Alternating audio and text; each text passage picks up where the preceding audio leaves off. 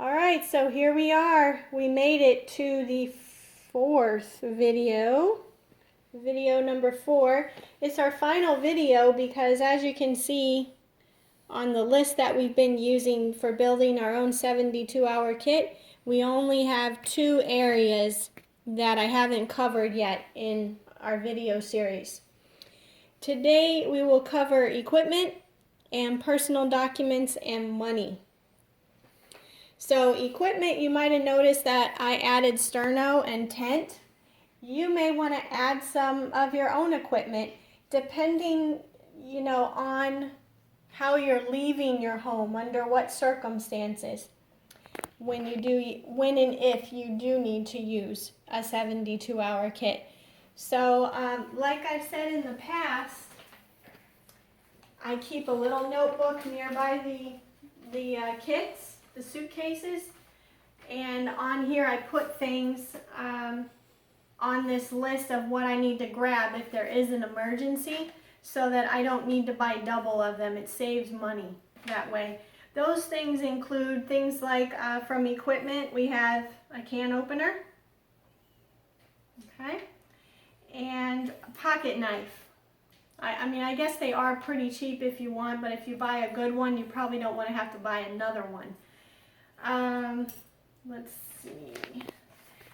We also have, under equipment, dishes and utensils. I also have cups, as you see there, under dishes. A shovel. That's something you may want to write on a little notepad somewhere, because you probably don't want to keep the shovel at your front door. Your people that come over and visit are probably going to wonder, why do you have a shovel right by the door? A radio with batteries. We got this one. It has a hand crank, so it has crank power. That's how you could charge it. But there's all different kinds of radios with batteries or crank power out there. Pen and paper, an axe, because you may need to cut firewood. You may need to do that depending on where you're going. And rope. Rope, I'm thinking, is helpful for a shelter or many other things. And that's when I went ahead and added tent to my list. If I'm leaving and I'm not going to have a shelter to go to and I might have to build my own, I might just want to go ahead and grab our family tent for when we go camping, because we might be camping somewhere. I think that's a lot better and safer than grabbing a tarp and some rope and building a shelter. A tent would be a lot better. Last but not least, that brings us to, and sterno, of course. I think I said that already. Last but not least, personal documents and money. You definitely want to get some cash out ahead of time, because when a storm threatens here in Florida, the gas stations back up and banks may close early, or you're going to have lines out the door. So don't wait to get cash. Don't wait to keep your car filled up. And I got to tell you, if you're new to the state, we see a lot of storms form in August and September. So we're coming up on those 2 months. You definitely want to, get your kits together, get your hurricane supplies together if you haven't yet. First we have scriptures, something else I put on my notepad because I don't want to have to buy another set. It says here to take your scriptures with you. Genealogy records, because they could get damaged. You want to take them with you. Patriarchal blessing. Legal documents, birth records, birth certificates, marriage certificates, wills, passports, contracts that you may have with your house and insurance and such.